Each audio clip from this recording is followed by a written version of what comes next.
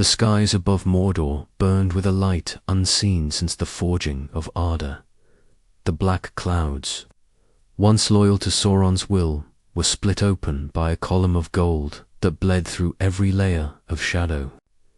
It was not the fire of Mount Doom, nor the light of the Silmarils reborn. It was something far older, far greater, and far more terrible. The air itself trembled, as if every atom in Middle-earth suddenly remembered its maker. In that moment, the winds across Rohan stilled. The seas that lashed against Namenor's ruins quieted. Even the Palantree, long silent stones, began to hum faintly with the echo of an alien divinity. From that golden wound in the sky, a figure descended, not as a star, nor a god, but as something between both. Clad in armor wrought from the heart of suns, crowned in radiance and wrath. The Emperor of mankind had walked into Middle. To the eyes of men, he was a god-given flesh. To the elves, he was a fragment of the music made manifest. To the orcs, a nightmare older than Morgoth. And to the world itself, he was judgment walking. Some whispered that his arrival was the ending of all ages, that Ilúvatar himself had sent a stranger to rewrite the song. Others claimed he was a deceiver, a spirit from beyond the void, come to devour what little light the Third Age had left. But none could deny what they saw, the legions of fire marching behind him, the banners of the double-headed eagle unfurling beneath the shadow of Barad, and a voice that could command both angels and monsters alike. The Emperor did not come to conquer. He came to judge. And Middle-earth would tremble beneath his gaze. The black gate of Mordor had always loomed like the mouth of death itself, vast, silent, and heavy with the breath of ancient evil. Yet tonight, something older than evil stirred beyond its horizon. The air, once choked with ash and despair, quivered with the hum of unseen power. The stars, faint and trembling behind the shroud of Sauron's smog, flared once and then vanished altogether, swallowed by a brilliance so profound that even darkness seemed to retreat in awe. A single beam of golden light split the horizon, piercing the choking smog like the blade of a god. It was no sunrise, no fire of the mountain. It was a wound in the sky, a rent between realities, through which poured not warmth but judgment. Those who saw it fell to their knees instinctively. Men of Gondor, scattered rangers along the Morannon, whispered prayers they no longer believed in. Even the orcs, creatures of hate and cruelty, hissed and scrambled into the fissures of the rock, blinded by something they could neither name nor defy. Among them was a scout of Gondor, his name lost to history, remembered only by his trembling account scratched onto a half-burned data slate found centuries later. He wrote of the moment when time itself seemed to halt. He had seen many wars, the siege of Osgiliath, the march of Haradrim elephants across Pelennor, but nothing had prepared him for the stillness that followed the light's arrival. The wind stopped. The ground held its breath, and from the heart of the radiance, a figure emerged taller than any mortal, his armor gleaming as though forged from the marrow of stars. Wings of golden light unfurled behind him, not of flesh or feather, but energy divine, terrible, infinite. He walked forward, each step bending the very shadow beneath him. The sand turned to glass where his foot touched, molten gold pooling like tears of the earth. In his presence, the void between life and death blurred, and for a heartbeat, the scout swore he could hear voices, millions of them chanting in unison from somewhere, far beyond the veil of worlds. When the Emperor's gaze lifted to the mountains, the land itself reacted. The eye of Sauron, once ever burning, faltered. Its flame guttered like a candle in a storm, flickering weakly against the encroaching dawn of impossible light. And for the first time since the forging of the ring, Barada shuddered. The Gondorian scout pressed his face into the ash, overwhelmed. He dared to look only once more, through trembling fingers. The Emperor raised a hand not in attack, but in declaration. His voice, when it came, was not heard through the ears but through the soul. It was as though the world itself became an instrument for his will, every atom vibrating with the resonance of purpose. "I have crossed the veil," he said, though no lips moved, "not to rule, not to burn, but to set balance where false gods have played at dominion." The words rippled through the land. Across the plains of Gorgoroth, every tower groaned. The mouth of Sauron, in his fortress chamber, felt his knees weaken. The Nazgul, unseen but ever present, screamed in dissonance as their wraith bodies flickered between realms. Even Mount Doom's fiery core seemed to recoil, unsure whether to erupt or kneel. The light expanded. Behind the Emperor, shapes moved, hulking giants clad in gilded armor, their visors glowing faintly with the same radiance. Custodians, the Emperor's chosen. They emerged not from portals, but from within the light itself, as though the brilliance had simply condensed into warriors. They formed ranks without command, each one silent, each one impossibly still. The scout could not comprehend what he saw. His mind fractured between awe and terror. These were not men, not elves, not creatures of this song. They were something beyond echoes of another creation, sculpted for a purpose that Middle-earth could never understand, and yet, within that alien divinity, there was sorrow. The Emperor's expression, if such a being could be said to have one carried the weariness of eternity. His golden halo burned like a dying sun. The scout tried to rise, to speak, to ask what this being was, but the words never came. For as the Emperor turned his gaze upon him, time itself slowed. In that instant, the mortals saw everything, empires across the stars, oceans of fire and void, a million worlds crying out for salvation. And at the center of it all, a throne of gold upon which sat the same being before him, silent and eternal. Then it was gone. The vision collapsed. The scout fell to his knees, gasping. Above him, the light began to fade, though it left behind no darkness, only a golden haze, heavy with the scent of ozone and sanctity, from far beyond the mountains.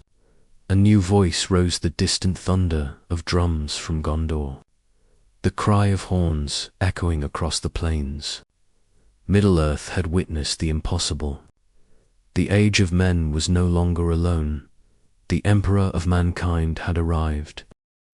The first dawn after the rift's opening was unlike any dawn before it.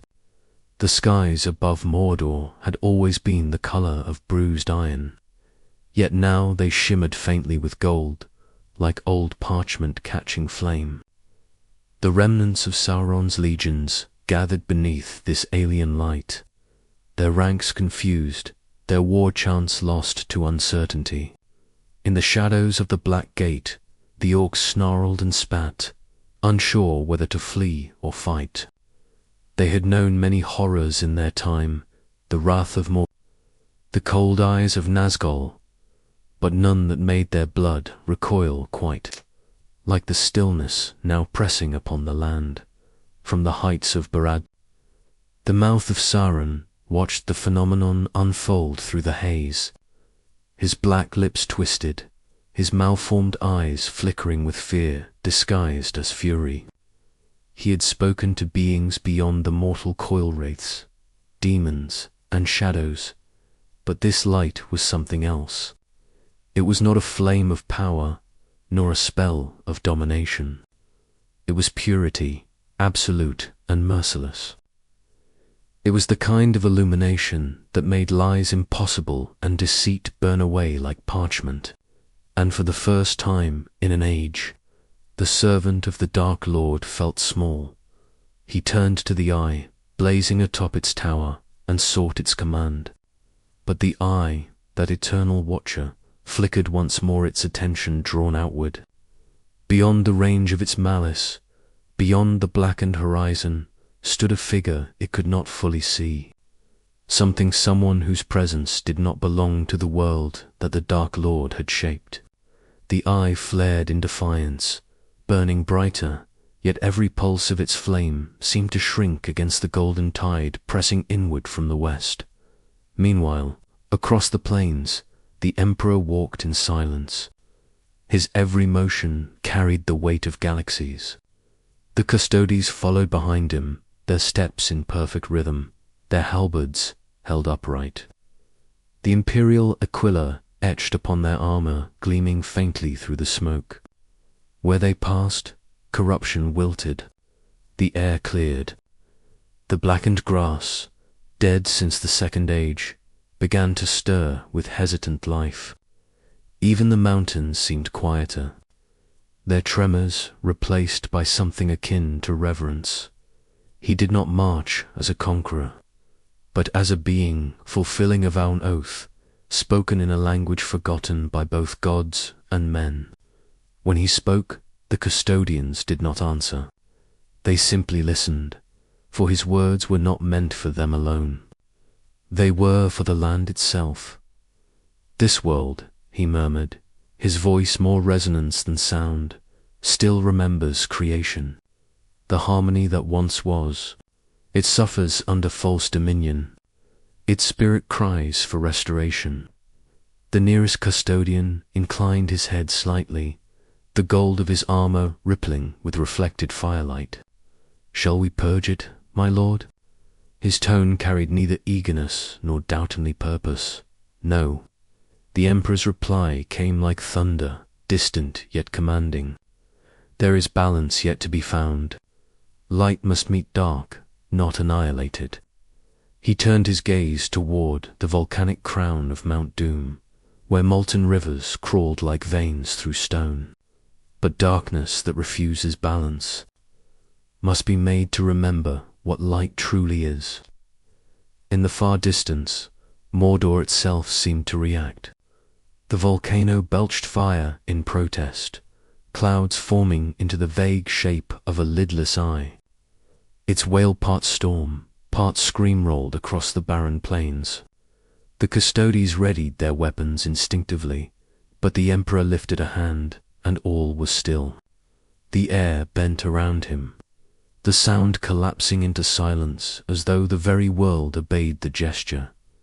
Elsewhere, in the wildlands beyond Athelion, the free peoples stirred, rangers of the north, elves of Lothlorien, and wandering Dunedain had seen the golden light rise over the east. They whispered among themselves in fear and wonder, unsure if this was the work of the Valar or something else entirely. Among them, Gandalf the Grey paused mid-step, his staff vibrating faintly with unseen energy. His eyes, weary and wise, turned toward the east. He knew that power, not its name, not its origin, but its feeling. It was not the light of Eru Elvatar, nor of any Maya or Valar he had known. It was something older, something born of will alone, unshaped by song or divine decree. And in that moment, Gandalf felt what could only be described as recognition. The sensation was faint, fleeting, but it left a mark on his mind like a word half remembered. Meanwhile, in the heart of the golden light, the Emperor stood before the remnants of a blackened stone, once an outpost of Sauron's design. Upon it lay a standard of Mordor, tattered and half buried. He reached down, brushing ash from its sigil. The simple act carried the gravity of a proclamation. He drove his gauntlet into the earth, and a faint pulse of golden fire spread outward, cleansing the corruption that clung to the rock. The symbol burned away, replaced not by his own mark, but by silence, purity, the absence of all dominion.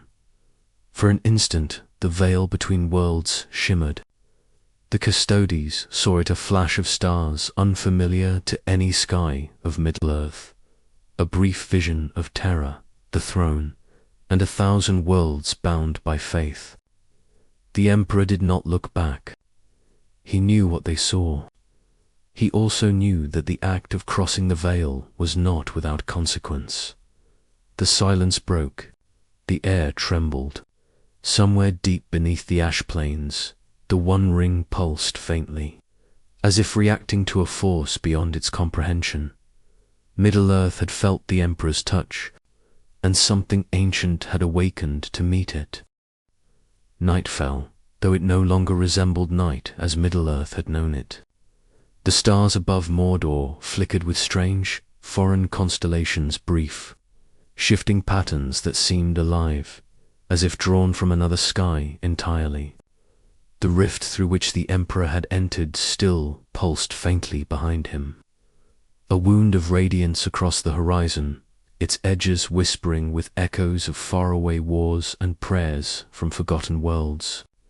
Each whisper carried a fragment of the Imperium's unending faith, a choir of 1,000,000,000,000 voices still singing to their Emperor, though now their god had stepped into a different creation altogether. The Emperor stood at the edge of the Morannon, his silhouette cast against the faint glow of the rift. The Custodes maintained their silent vigil behind him, their armor now dulled with ash and light, like celestial statues abandoned in the ruin of time. He gazed upon the lands before him, the blackened plains, the skeletal towers, the choking heat of Mount Dumand. In his eyes burned not hatred, but understanding. This was a world chained to cycles of tragedy and pride, a reflection of all the empires he had watched crumble beneath the weight of their own ambition. It was a mirror of humanity's sins, painted in myth and shadow. Then came the wind, cold, hollow, alive with distant laughter.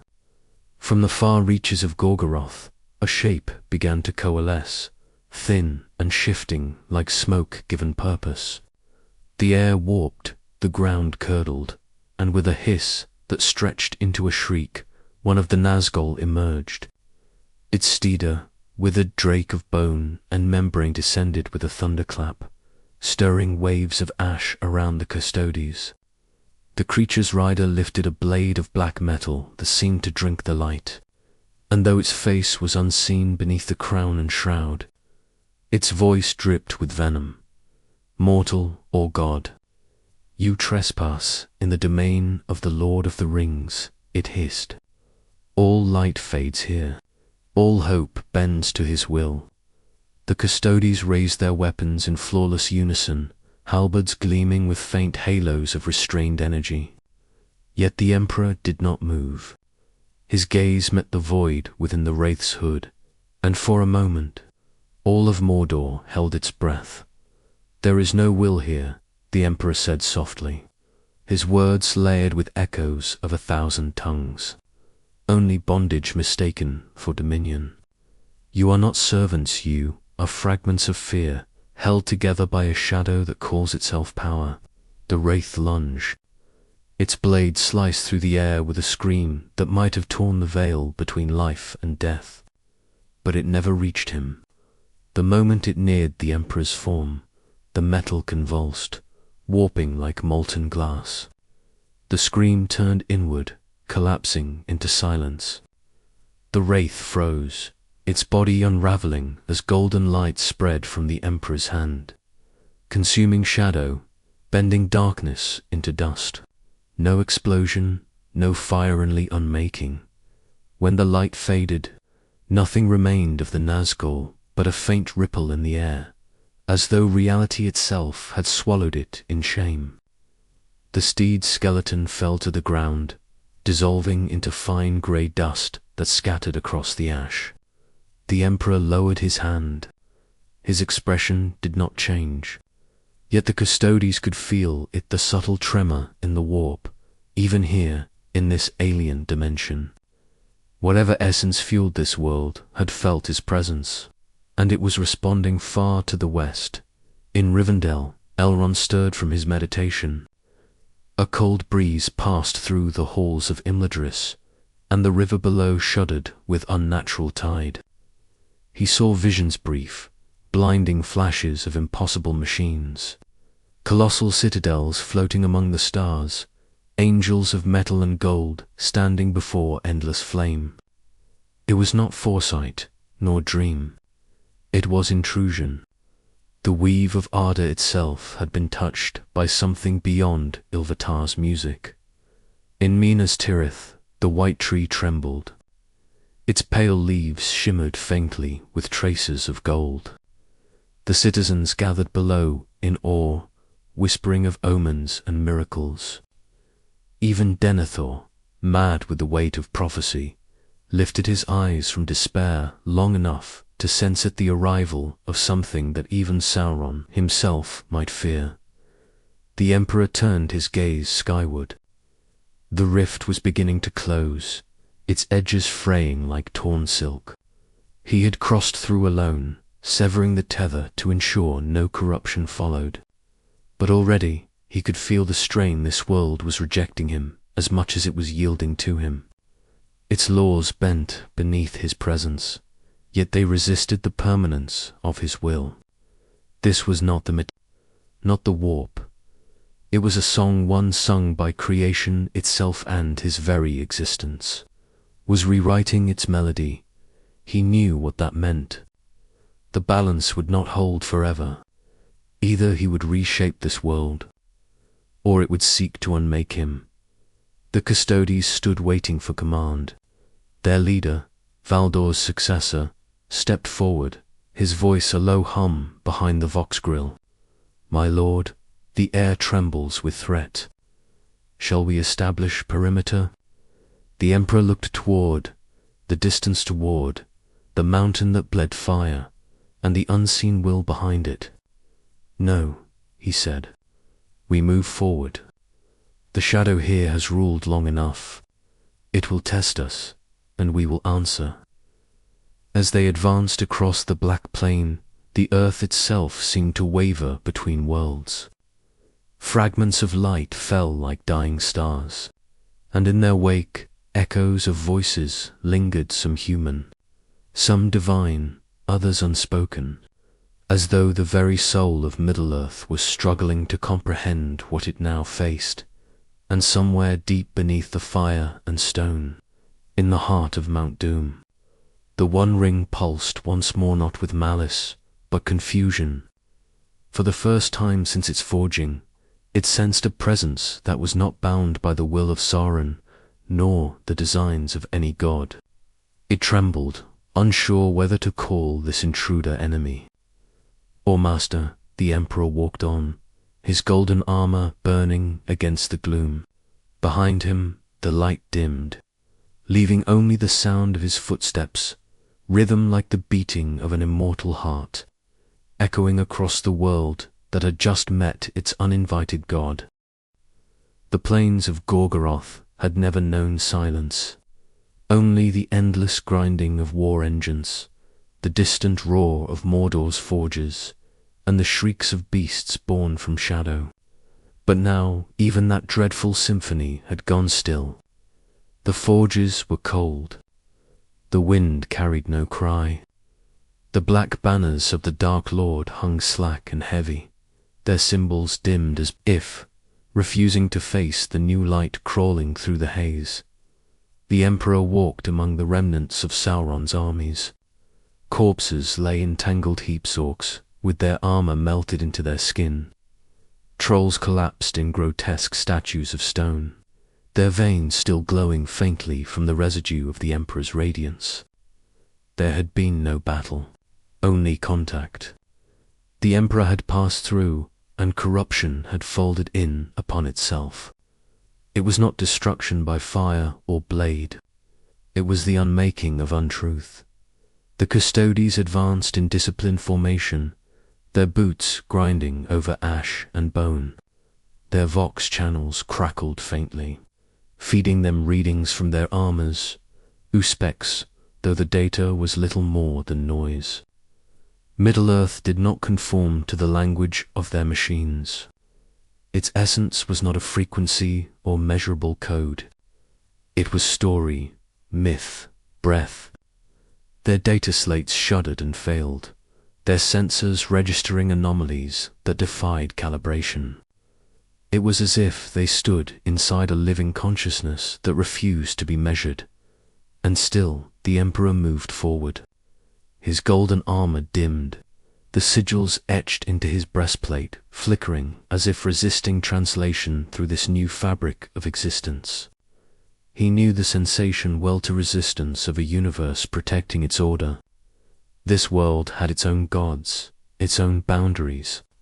He could feel them now, distant and curious, watching as one of another creation trespassed into their carefully spun harmony. From the shadows between broken towers, movement flickered. A band of orcs, desperate and wild, crawled from the rubble, clutching rusted blades. They were feral things, their minds filled with blind hatred, yet even they felt the fear that accompanied the golden giant's gaze. Still, desperation is a poor listener. They charged. The custodies met them in silence. Halberds flashed, gold and crimson glinting in the dim light. The clash lasted less than a heartbeat. The orcs' weapons shattered upon contact, their armor turning to dust where it touched the custodies' blades. The air shimmered with heat as the energy fields of the guardian halberds carved through flesh and shadow alike. The custodies did not roar or shout. Their combat was pure, practiced motion, the embodiment of the Emperor's will rendered through steel. When it was done, only the whisper of their armors, servos, remained. The ash fell again. The Emperor did not turn to watch. He felt it, then a presence far stronger than these broken fragments. It was not Sauron, not yet, but something bred from his dominion. A construct of malice and craft, designed to endure. The Emperor raised his gaze toward a distant rise where black smoke coiled into the dim sky. There, half buried in molten rock, rose one of the forges of Mordor, its heart still pulsing faintly with unholy heat. Manufactrum, murmured one custodian under his breath, more instinct than understanding. But the Emperor heard. His mind reached outward, touching the forge's presence like a scholar turning a page. He felt the rhythm of it, the same vile intent that powered the Mechanicum's corrupted engines on Mars, though here it was clothed in the sorcery of an older language. The raw essence of will bound into metal. They approached slowly. The ground quaked beneath them as the forge stirred, its spirit aware of intrusion. The machinery, crude but alive with hate, screamed in protest. Chains rattled, molten streams surged, and within the furnace, a shape began to emerge, a figure of iron and fire. Its form vaguely humanoid, its eyes twin embers of red dot. It stepped forth, dragging with it a sword the size of a war mast. The heat around it warped the air. The very metal of its body sang with pain and pride. This was not an orc nor a wraith, but something older, guardian spirit of the forge itself, born from the will of Sauron's smiths, a reflection of the same malice that had once forged the One Ring. The custodies formed a perimeter, halberds ready. The creature's voice was the grinding of anvils. "You are not of this world," it growled, the sound shaking the stones beneath their feet. "You are no Valar, no Maya. What god walks in the flesh among my fires?" The Emperor regarded it, unflinching. The creature's flames cast his face in amber light, his features calm yet inexorable. "A god," he said, his tone neither pride nor mockery, but statement. "No, I am a man who refused to bow to gods." The forge beast roared, molten blood spilling from its veins. "Then you will burn like one." It charged. The ground erupted. Rivers of fire split the plain as it swung its blade in an arc that could have cleaved fortresses. The Emperor raised a single hand. For a moment, the world went white. The sound that followed was not thunder, but the collapse of meaning itself, an explosion that was neither heat nor light, but the denial of both. When the glare faded, the creature was gone, its blade shattered into slag. Only a faint outline of molten glass remained, carved into the stone where it had stood. The Emperor lowered his hand. "All power forged in hate ends the same," he said softly. Behind him, the custodies stood still, their visors reflecting the lingering glow of the dead forge. And in that light, one could almost see faint shapes dancing within the molten glass shadows of men. Slaves, long dead, finally freed from the agony of their craft. The Emperor turned away. Ahead, the road to Barad-dûr waited, dark and silent. The shadow that called itself Sauron would not ignore him much longer. And in the west, the White Wizard began his march eastward, drawn by the same impossible light that had changed the sky. Two worlds had begun their convergence, and the song of creation was starting to strain beneath the weight of the impossible. When the forge beast's molten carcass cooled into silence, the Emperor stood amidst the ruins of that dark manufacture. His armor glowed faintly from the residual heat, gold gleaming against the blackened world. Around him, the custodies moved methodically, sweeping through the remains of the structure, cataloguing what fragments of technology or sorcery they could understand. But the data that their sensors gathered defied every category. Nothing here was purely physical. Every hammer, every anvil, every drop of blackened metal hummed with something deeper, binding between will and matter, thought and creation. The Emperor reached out, his gauntlet brushing the air above a twisted forge altar. The moment he touched it, visions burned across his mind, not of his own making, but of the thing that had lived here. He saw hands, many hands pounding iron beneath whips of flame. He heard chants in a language not of the warp, but born from it nonetheless. He saw the forging of blades that drank not only blood but memory, of armor that bound its wearer's soul to obedience. It was not technology, nor magic, but a terrible imitation of both. The same ambition that had once driven humanity's own full power without comprehension, progress without mercy. He withdrew his hand, and the visions fled like smoke. His voice was low, a murmur carried only by the wind. Even here, they sought divinity through craft. One custodian stepped closer. His name was Valerian, his arm was scorched from the battle, his halberd still vibrating faintly with the echo of violence. "My lord," he said, his tone formal, reverent, yet heavy with unease. "This world bends differently beneath your presence. The materium resists. The very air rebels against the machine's spirit, logic." The Emperor did not answer immediately. He looked to the horizon, where Barada's broken silhouette speared the clouds. "It is a world woven by thought," he said at last. "Here, belief births form. Purpose becomes substance. What your instruments cannot see is the faith of this land, faith that has shape and will." Valerian bowed his head. "Then it is alive." "In its own way," the Emperor replied, "alive and dreaming. But every dream resists the dreamer who would change it." A deep tremor rippled through the ground, subtle at first, then growing into a roar that shook the plain.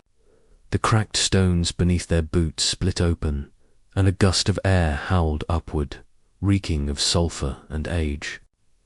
The custodes formed ranks instantly, weapons raised. But the Emperor raised a hand to halt them. From the fissure rose a column of smoke, twisting into form. It was neither creature nor man, but a gathering of shadow, a spirit half-born of the Forge's death. Its voice was the echo of countless whispers layered upon one another, fragments of the enslaved and the damned. You unmake what was bound, it hissed. The eye sees you. The lord of this realm feels your light, and he remembers the pain of it. The custodes braced, but the Emperor's expression did not change. His eyes, burning with a light older than any sun, met the spectre's hollow gaze. "Let him remember," he said. "Let him tremble in the ruin of his dominion." The spirit shrieked, its form unraveling like smoke before a storm. As it fled, its dying words carried a strange tremor, something almost like awe. "You are not meant to be here." Silence followed, vast and suffocating. Only the faint wind remained, carrying the ash of what had been. The Emperor turned then, his mind already tracing the pathways of fate that wound through this world. He could feel the pull of other presences, now threads of light and shadow moving toward him. The Istari, drawn by the disturbance in the balance. The elves, their song faltering at the edges of this new radiance. And beyond them, something older, deeper watching from the deeps of Arda itself. He began to walk again, each step a quiet declaration of inevitability. The custodes followed, golden phantoms amid the waste. Their presence alone was reshaping the rhythm of this land. Trees at the borders of Mordor whispered differently now. Beasts that had once cowered in caves stirred uneasily, sensing the disturbance in their mythic order. And far away, on the borders of a man named Faramir lifted his gaze to the east and felt, for the first time, the weight of a presence not of Sauron's making, but something far more vast. He would speak of it later in whispers, of a light that did not burn but silenced, of warriors not mortal but neither divine, of a being whose eyes carried sorrow deep enough to shame even the Valar. Back in the Ashen Plains, the Emperor halted once more. His attention turned inward. For a moment, his thoughts brushed the Astronomicon, the faint pulse of his distant empire beyond this veil. He could not feel it fully, only a distant heartbeat, a reminder of the throne he had left behind. And though none could see it, a shadow crossed his features. For in this world, stripped of the Mechanicus' endless machines and the Imperium's rituals, he felt something he had long buried beneath millennia of silenced doubt. The custodes did not see. To them, their emperor was immutable, eternal. But for a heartbeat, the man beneath the godhood stirred. He remembered Terra's golden skies before the fires. He remembered humanity's laughter before it was drowned beneath prayer. He exhaled once, softly. Perhaps, he whispered to the wind, "This world still dreams of what we lost." The words vanished into the haze, and with them came a faint sound like distant bells, echoing through the folds of creation. Something old had heard him speak. By the time the Emperor's steps carried him beyond the black perimeter of Mordor's dying plains, the air had begun to change. The acrid tang of ash gave way to the faint, impossible scent of grass. It was not the full bloom of life, no. This world still bore its scars, but it was a reminder that even ruin could hold memory of creation. The custodes moved beside him in silent formation, their armor whispering softly, gold against grey. Each stride was both march and prayer, the rhythm of beings who had followed their master through 1,000 wars. across realms of both matter and nightmare. Yet even they, forged in the heart of the Emperor's will, could feel the difference here. This was not the warp, not the Imperium. It was something older, purer place where stories had weight and songs could wound. The ground did not hum with technological resonance, but with meaning. The Emperor's mere presence bent that meaning, reshaping the quiet fabric of Middle-earth around him. Birds fell silent in distant trees. Rivers hesitated mid-song. The world itself seemed to listen. Ahead, a bridge crossed a deep ravine, its stones blackened by ancient fire. The Emperor halted at its edge. In the shadows beyond, something moved, figure cloaked in white, leaning upon a staff that glimmered faintly, not unlike the light of distant stars. The custodies braced, halberds shifting to the ready position, but the Emperor lifted one hand, the signal for stillness. The figure stepped forward. Beneath the hood, a face of age and wisdom appeared, the lines carved not merely by time but by grief. His eyes, bright and keen as tempered glass, met the Emperor's gaze with no flinch, no fear.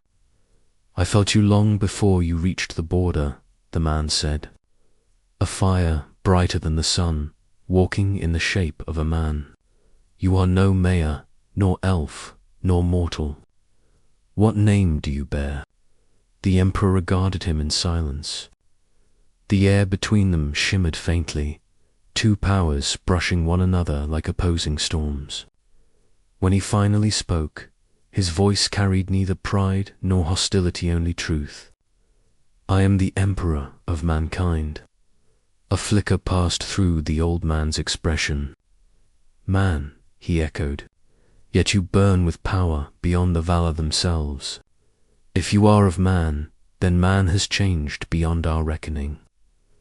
"You speak as though you know his history," the Emperor said, "and yet I see in your mind the same fear that has followed all who seek to master fate." The man lifted his staff slightly. "You speak of fear, yet you bring with you the scent of dominion. The land recoils beneath your will. Tell me, Emperor of mankind, what have you come to seek in this small and tired world?" The Emperor's gaze turned to the horizon, to where the peaks of Mordor met the dim sky. "A memory," he said simply, "and perhaps the shape of what could have been, had my own people remembered mercy." The man studied him for a long time, and then, quietly, he smiled. "Mercy," he murmured. Few who wield such fire remembered the word. He stepped closer.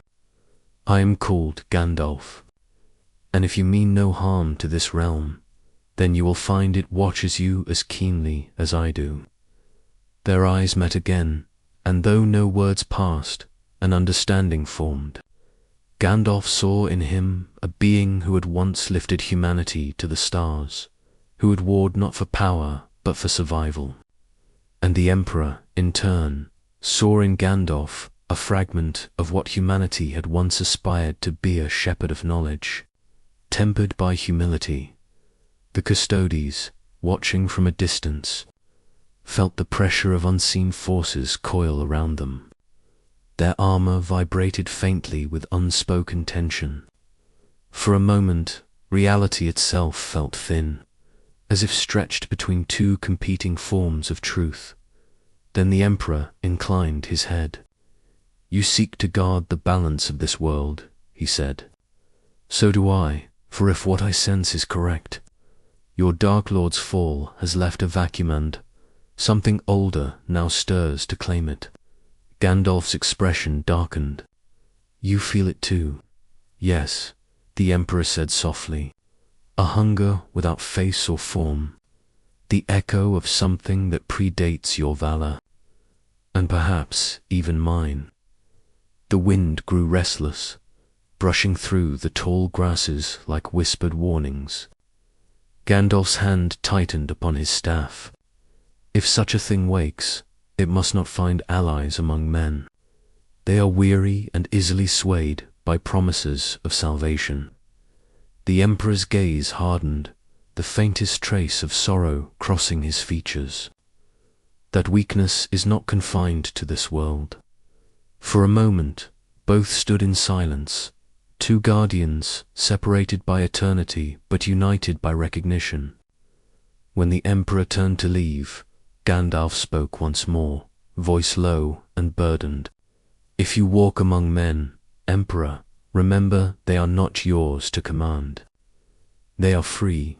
The emperor paused, but did not look back. "Freedom," he said, his tone distant, almost hollow. "I once thought that too, until they begged for chains and called it peace." Then he walked on, his custodies following, their golden forms fading into the dim light. Gandalf watched until they vanished beyond the mist, and only when the silence returned did he whisper, half to himself, half to the wind, "May Eru guard us all. For a new power has come to Middle-earth, and somewhere, deep within the unseen foundations of Arda, something stirred, not in anger, but in curiosity. The universe itself seemed to tilt its head. Listening, the Emperor of mankind had walked into Middle-earth, and the world would never dream the same again. The dawn rose pale and hesitant over the borders of Gondor, as though the very sun feared to bear witness to what had entered the world. The fields beyond the Anduin shimmered with dew and the ghosts of battle, while in the distance, the towers of Minas Tirith caught the first light and turned it into a pale crown. It was there, upon the road that wound between the Pelinor's broken stones, that the Emperor's shadow stretched long and golden. His armor caught the morning as if it were his rightful inheritance, and where his boots touched the earth, the ground seemed to remember glory, yet the men who saw him did not understand what they were witnessing. Soldiers of Gondor, exhausted, scarred, still healing from the War of the Ring, halted in their patrols when the custodies approached. The golden warriors moved in perfect rhythm, their silence a language of dominion and purpose. The air grew still around them. Birds fell silent mid-flight. One man dropped to his knees before he could even name the force that compelled him. The Emperor halted before them. His gaze swept across their faces, men born of fear and endurance, the last remnants of a world that had survived too much and understood too little. He saw in them the same spark that had once lit humanity's rise among the stars, the desperate will to endure, to make meaning out of ruin. "Stand," he said, his voice resonating like the strike of a bell. The soldiers obeyed without hesitation, though none could meet his eyes. "You are men of Gondor." One soldier, younger than the rest, stepped forward. "Aye, Lord," he said, voice trembling. "We serve the steward and the king." Who are you?" The Emperor's gaze lingered on him for a long moment. "A traveller," he said, "one who has seen many thrones fall and many worlds die. I seek your king." At the mention of Aragorn, the soldiers exchanged uneasy glances. The eldest among them spoke. "He is away in the north, Lord, visiting the Dunedain, but you will find none here who would bar you from the White City." The Emperor inclined his head slightly. "Then it shall be so." When he and his custodies entered Minas Tirith, the city reacted not with panic, but with awe. The common folk fell silent as they passed, struck by a sense of something holy and impossible. The Emperor's presence was not mere majesty, it was gravity.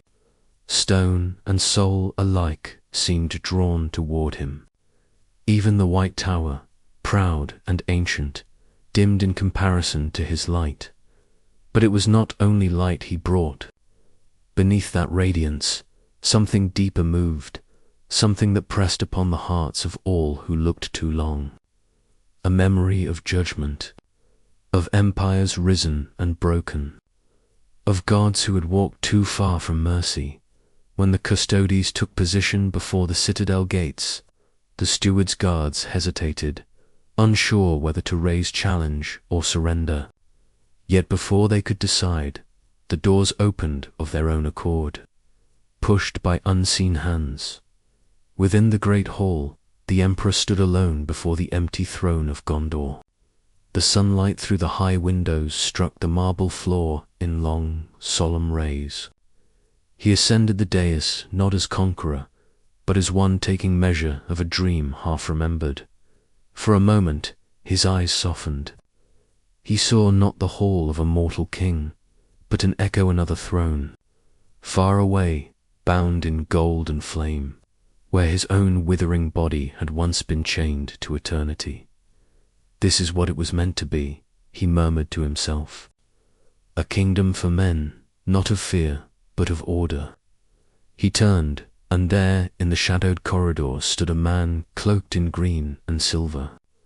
His bearing was calm but regal, and his eyes keen and sorrowful spoke of long journeys and quiet wisdom.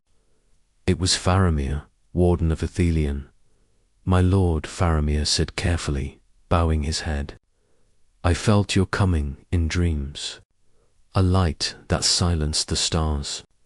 The king is not here, but I serve in his stead.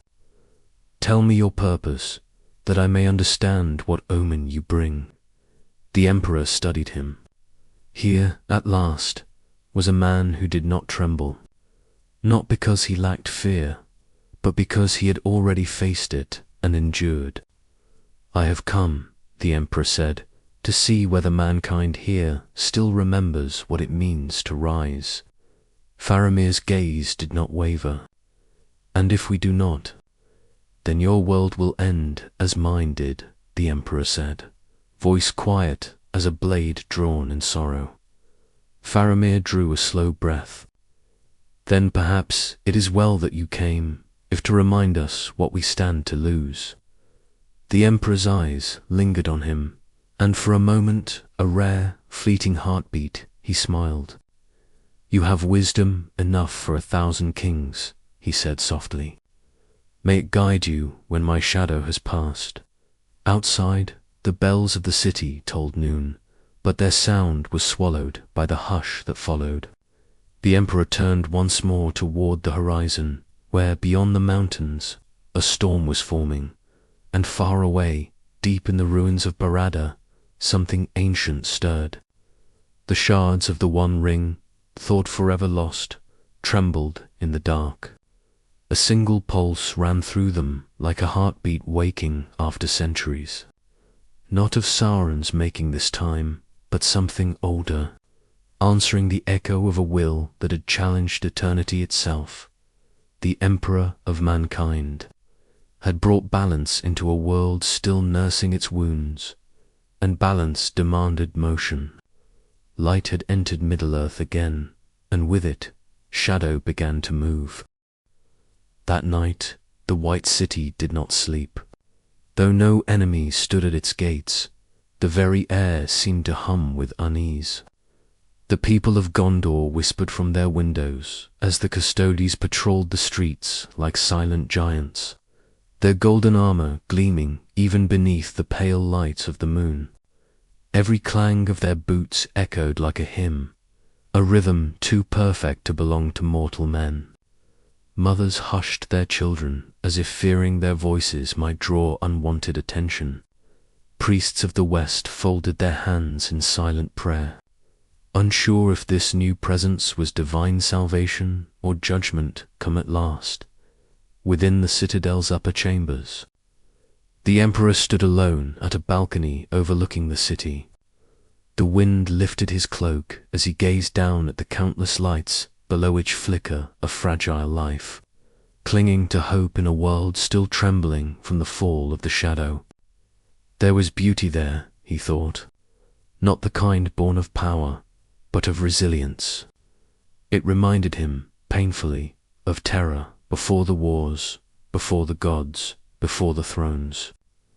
He had built his empire upon the bones of that beauty, swearing it would never be extinguished again. Yet the stars had proven otherwise. Are they worth saving?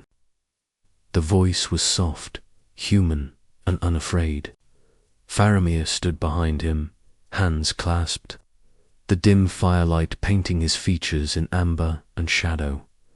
The Emperor did not turn immediately. "That question has broken empires," he said at last, "and the answer changes with every age." Faramir stepped closer. "Then what is your answer now?" The Emperor's gaze lifted to the sky. "Once I believed humanity could be perfect, that reason alone could tame our cruelty. But perfection breeds stagnation, and reason without compassion becomes tyranny." He paused. "Here, in this fragile realm, I see a people who have not forgotten to hope. That is more than I can say for the Imperium I left behind."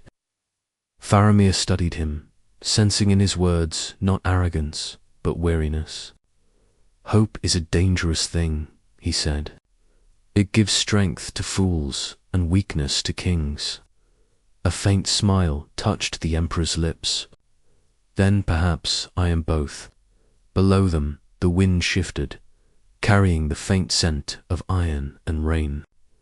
The Emperor's expression hardened, eyes narrowing toward the distant east. "Something moves," he said quietly. Moments later, the custodies appeared at the door, their movements sharp, deliberate. "Lord," said Valerian, his vox grill alive with faint static. "A disturbance at the city's lower quarter. Unnatural readings, residual heat without fire, mass fluctuation without form."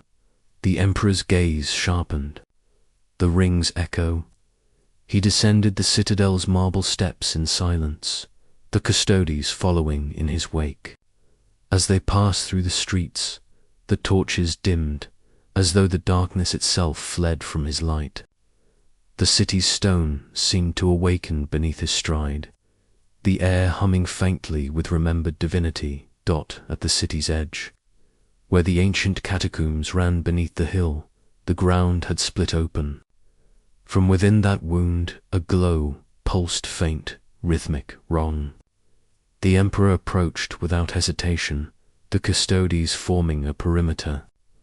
The pulse grew stronger, matching the cadence of a heartbeat. Then it emerged. A shard, no larger than a man's palm, black and radiant at once. Its surface shimmered like molten glass, and within it, faint inscriptions shifted endlessly, Elvish, Dwarvish, and something older still. A language that belonged to neither gods nor mortals. Faramir's voice trembled. "By the Valar." "Is that yes?" the Emperor said. "What remains of the One?" He reached out a hand, and the shard's light flared in defiance. The air rippled, warping around his fingers. Reality resisted him, screaming in silence. The shard was alive, not in the way flesh was, but as an idea, a will condensed into metal. And that will recognized him. "You are not Sauron," it whispered in a voice of molten thought. "But you carry the same hunger. You would bind what should not be bound." The Emperor's eyes blazed. "I bind only chaos." The shard shuddered. "There is no difference." The world around them seemed to twist then. The cobblestones melted into smoke. The air thickened like oil. For a moment, the Emperor saw beyond the Valar vision of himself reflected in the shard's surface. Not as he was, but as he could become. A god of order ruling over silence. A world without rebellion, without freedom. Without soul. He withdrew his hand.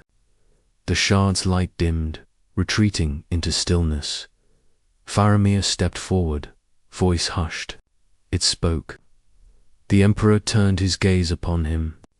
"It remembers the will that forged it, and it seeks another to wear its chain. What will you do with it?" The emperor stared at the shard for a long moment, then spoke. What must be done? It cannot be destroyed by the means of this world, but it can be silenced.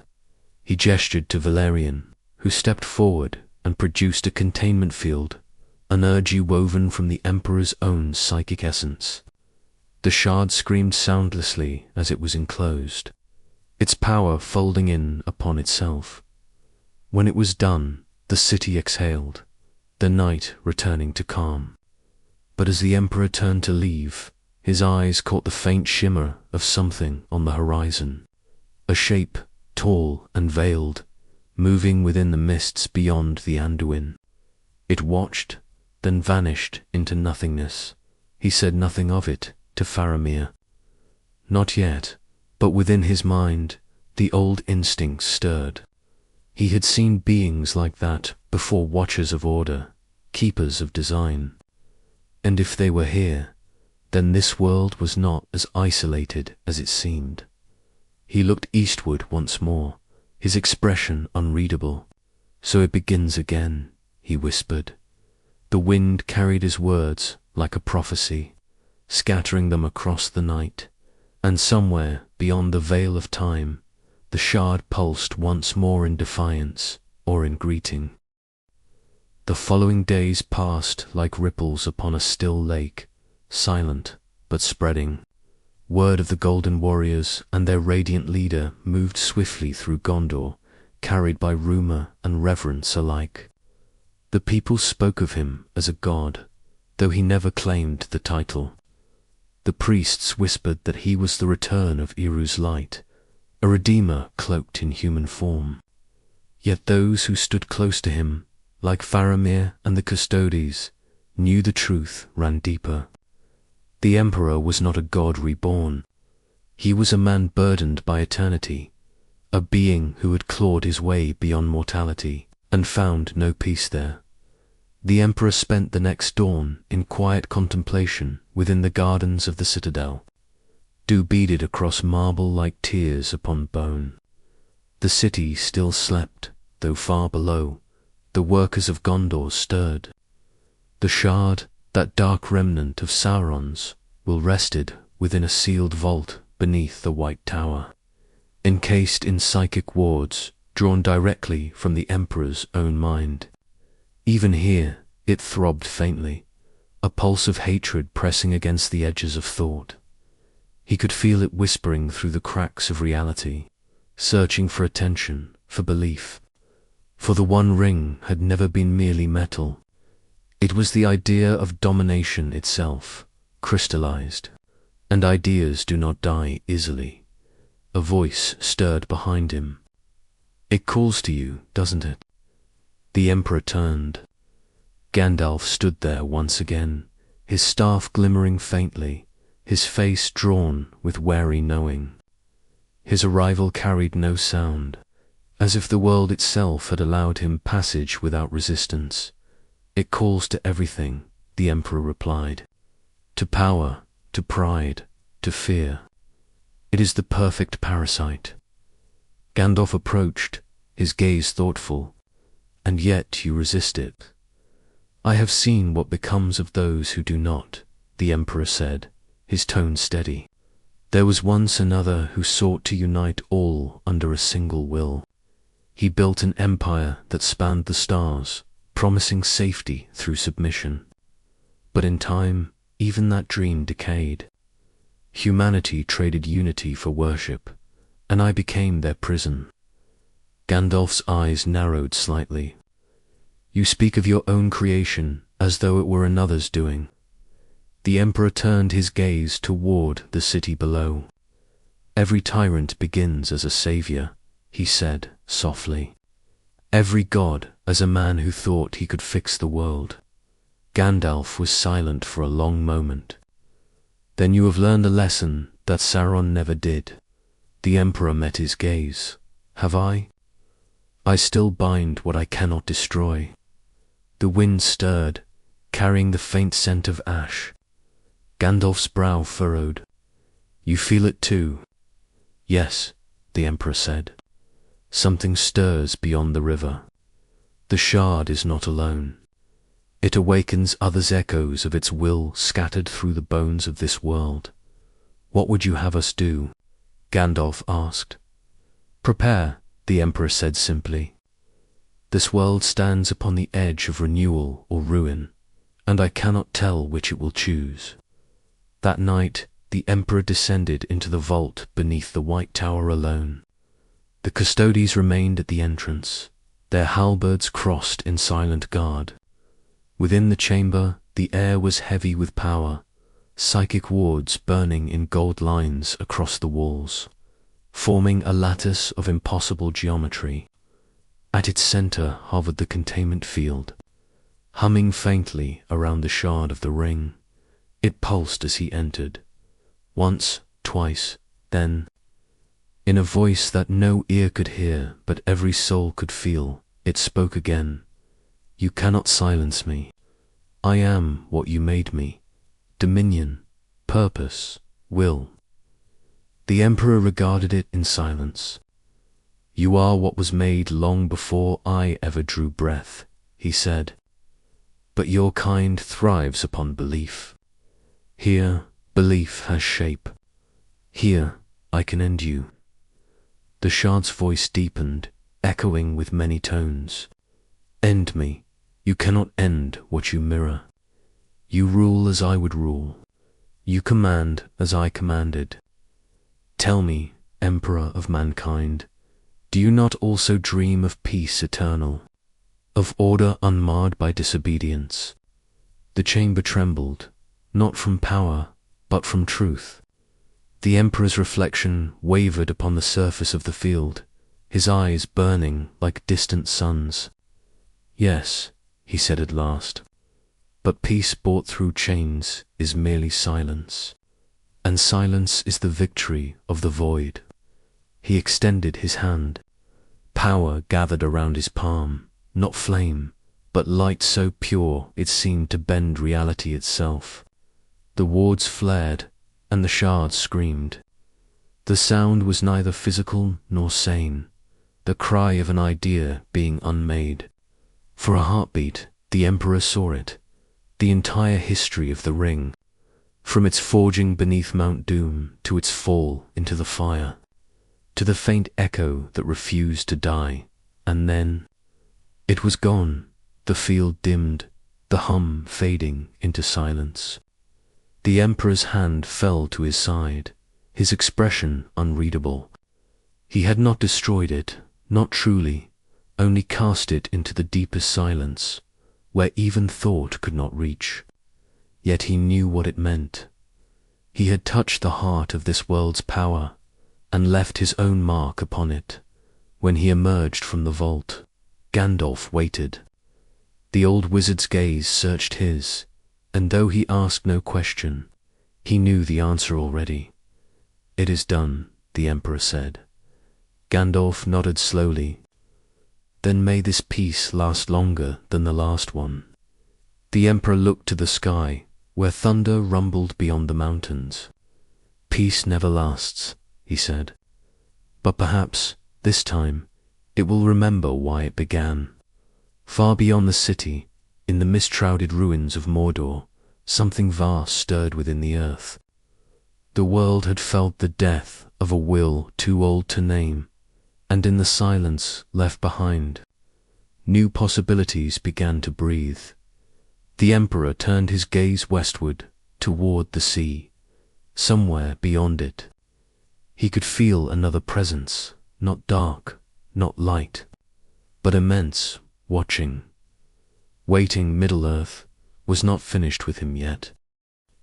The Sea of Belaga whispered beneath a grey dawn. The Emperor stood upon the western cliffs of Gondor, his cloak drawn close against the cold wind. Salt hung thick in the air, tasting of endings. To his left, the custodies stood silent, their armor reflecting the pallid light of a world uncertain of its dawn. Beyond them, the horizon glowed faintly, not with sunrise, but with the faint shimmer of something vast and ancient stirring beneath the waves. Middle-earth was changing. The death of Sauron's last echo had not brought peace, only awakening. The currents of fate that had long flowed beneath this world's skin began to twist, drawing things once lost into motion again. In the far north, the dwarves spoke of veins of metal singing beneath the stone. In the east, unseen fires glimmered across the plains of Ron, and to the west, sailors whispered of voices rising from the deep, calling for the return of something forgotten. The Emperor could feel it all, every tremor of life, every pulse of thought.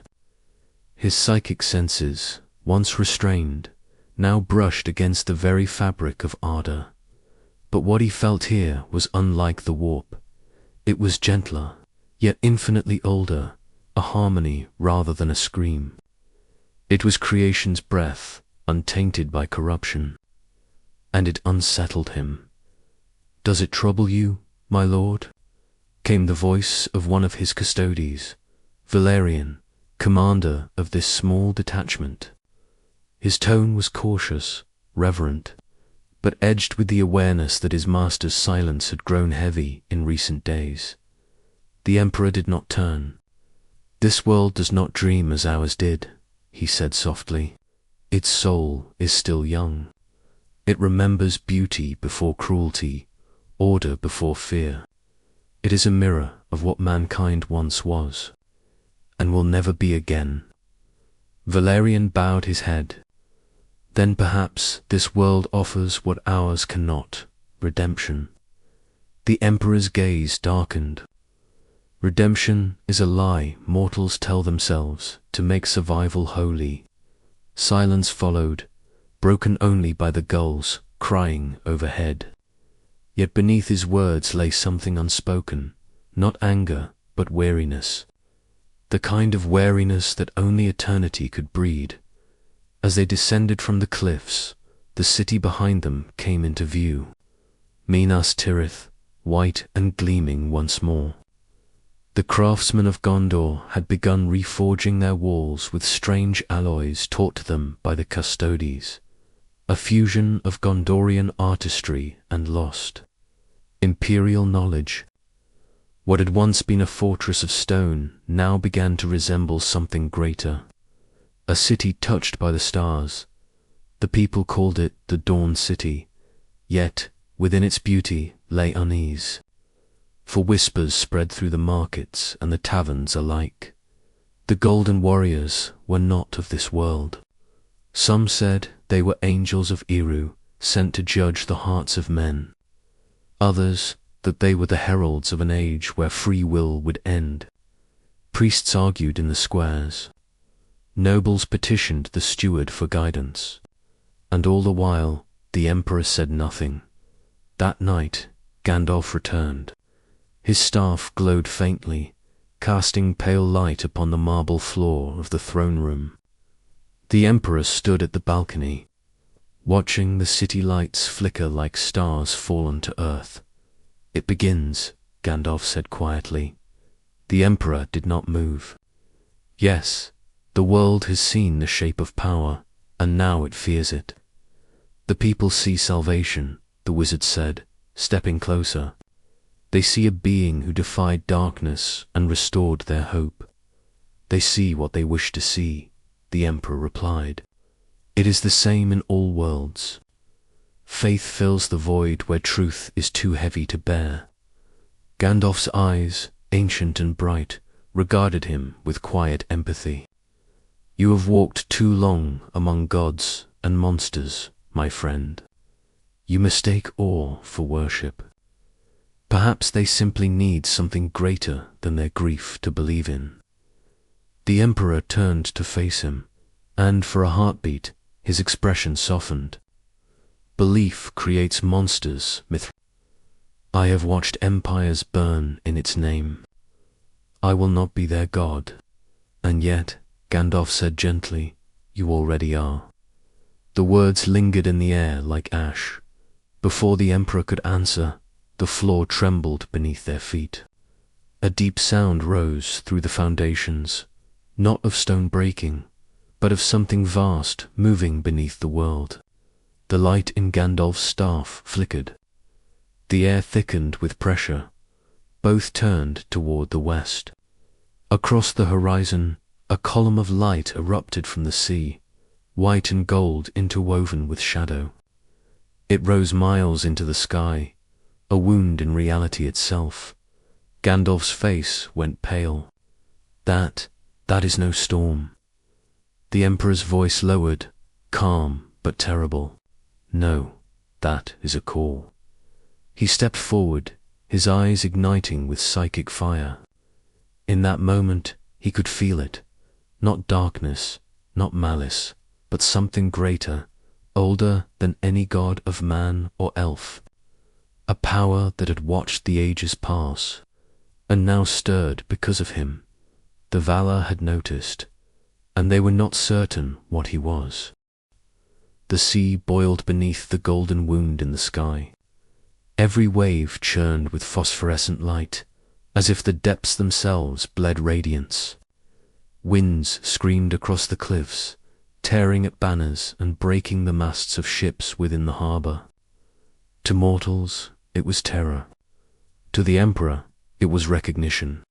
He could feel minds vast, ancient, layered in song and fire, turning toward him from beyond the horizon.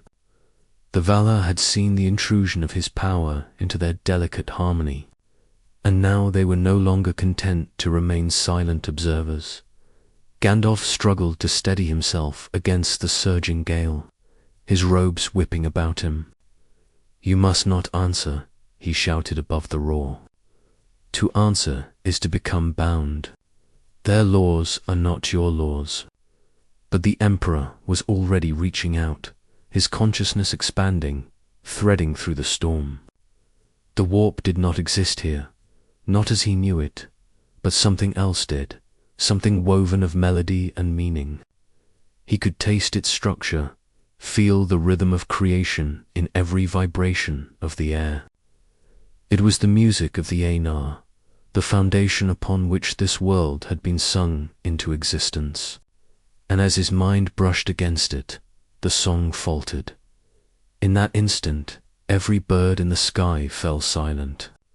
The sea stilled. The wind died. The entire world seemed to hold its breath. Then a voice, soft, immense, and terrible, echoed across the water. "Who dares disturb the harmony?" It was not a question asked aloud, but one felt in every living soul. Men dropped to their knees. Horses screamed. The stars dimmed. The Emperor's reply came not in words, but in will. "I am he who brings order where chaos reigns. I am the fire that guards against the night. I seek no dominion, only balance." A pause followed, so vast it could have been eternity. Then another voice joined the first, softer, sorrowful, like rain upon stone. "Balance is not yours to command. You walk uninvited in the music of another. Leave before your flame consumes what was never yours to shape." The Emperor's eyes burned brighter. "If I leave, your creation will fall again. Evil does not die, it festers. I have seen it across stars uncounted. You would preserve beauty through inaction. I would preserve it through will." The sea erupted once more. Lightning forked across the clouds, striking the waves with blinding brilliance. Gandalf staggered backward, shielding his eyes. "They test you," he cried. "Do not meet them with pride. They are not your foes." But the Emperor did not move. His psychic aura flared, gold against white, defiance against eternity. "If they would test me, then let them know the truth of what I am." And then the world split. From the heart of the sea, a figure rose, titanic, robed in flowing light, crowned with a halo of flame. His presence was overwhelming, divine yet sorrowful. Every mortal who looked upon him wept without knowing why. This was not a god of worship, but of remembrance. "Enwu," whispered Gandalf in awe. the herald of Manwë, the Valar's champion, stepped forward across the surface of the ocean, each footfall sending ripples that shook the coast.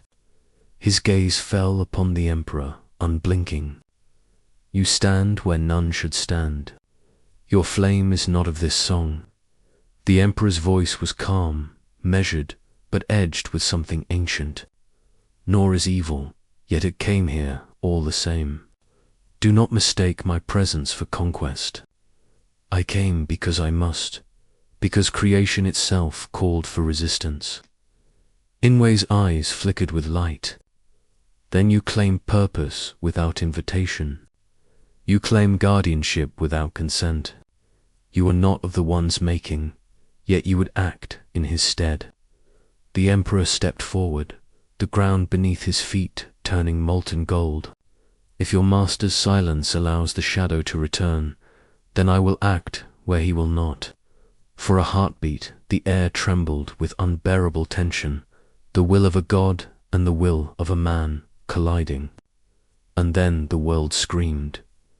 The sea heaved upward, pillars of water towering into the sky. The light of Ines being clashed against the Emperor's radiance, creating a storm of power that tore through the heavens. Entire cliffs disintegrated, ships shattered.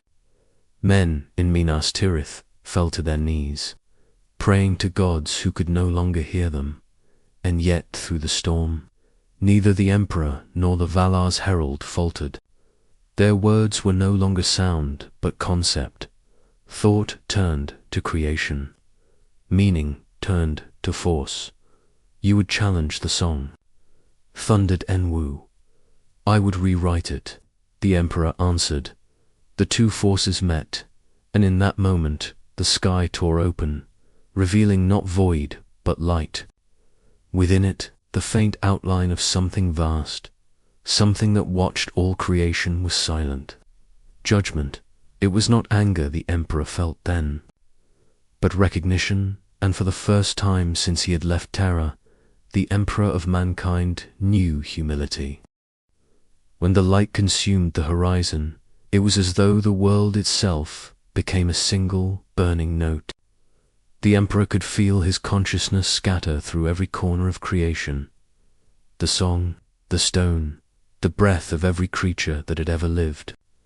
It was not death, it was revelation. And in that blinding instant, he understood why the Valar had remained silent for so long. Their restraint was not born of fear, but of reverence. For in every act of will, in every reshaping of the world's order, there came imbalance. Creation could not exist without restraint. Power without humility was not divinity, it was ruin. The fire faded, leaving only the whisper of the sea. The Emperor stood once more upon the cliffs, his armor blackened and cracked, smoke curling from the seams. His custodies lay scattered across the shore, motionless but not slain. The herald, Enwu, had vanished, leaving behind only the echo of his parting words, not of condemnation but of sorrow. You have seen the flame, the voice had said, fading into the wind. Now you must choose how to bear it. Gandalf approached through the mist, his staff dim but steady. You spoke to them, he said quietly, and you survived. The Emperor's gaze drifted toward the horizon, where the sea still glowed faintly from the memory of divine fire. I survived, he said, because they allowed it. His voice held no pride now, only reflection. I came to this world as a conqueror by nature, even if not by intent. I would have shaped it as I have shaped countless others. But this world does not bend, it sings. Gandalf nodded, his face lined with both exhaustion and wonder. Perhaps now you understand why even the greatest among us must sometimes remain still. Power is not always the answer, no matter how righteous the cause. The Emperor turned his eyes toward the city below. The people of Minas Tirith had gathered in the streets, gazing skyward, awed by the celestial storm that had passed. Many believed it was the end of days. Others fell to their knees in worship. A new faith was being born, one not of fear, but of gratitude. "They will make me a god," he said softly. "They already have," Gandalf replied. The Emperor's hand clenched at his side. "And yet I am no closer to truth than I was before." For days, silence ruled the land. The seas calmed. The skies cleared. The Valar did not speak again, but their presence lingered, not as threat, but as memory, a reminder etched into the bones of the world that there are boundaries even gods must respect. And so, the Emperor withdrew from the cities. He walked among forests where the air still hummed with the afterglow of creation. He saw elves gazing westward, their hearts stirred by songs they could not name. He watched men forge blades and banners, not for war, but for remembrance. The world was healing, not by his hand, but by its own will. At last, he came to a quiet glade, where the ruins of an ancient elven temple lay overgrown with ivy. In its center stood a pool so still it reflected the heavens without flaw. The Emperor knelt beside it, his reflection fractured by ripples of light.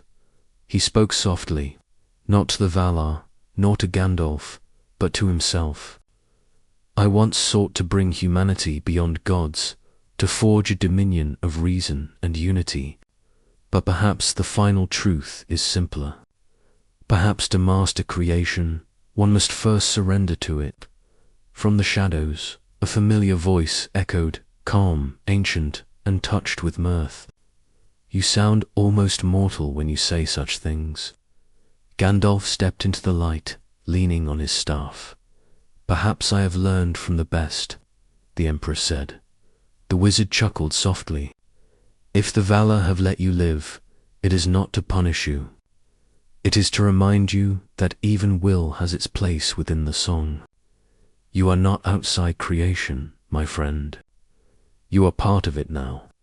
The Emperor stood, gazing toward the west one last time. "Then let this be enough," he said. "I will not rule this world, nor seek to shape it. I will simply watch and remember." As he turned to leave, the pool shimmered. A voice, faint but unmistakable, drifted upon the air, neither male nor female, neither kind nor cruel. It was the sound of creation itself. "Then you are welcome, Fireborn." The Emperor paused. For the first time in an age, he allowed himself a small smile, and when he walked into the forest, the wind carried his steps like a closing note upon the world's eternal song. The fires of power had met the music of creation, and neither had triumphed. Only balance remained, and in that balance, perhaps even a god could find peace.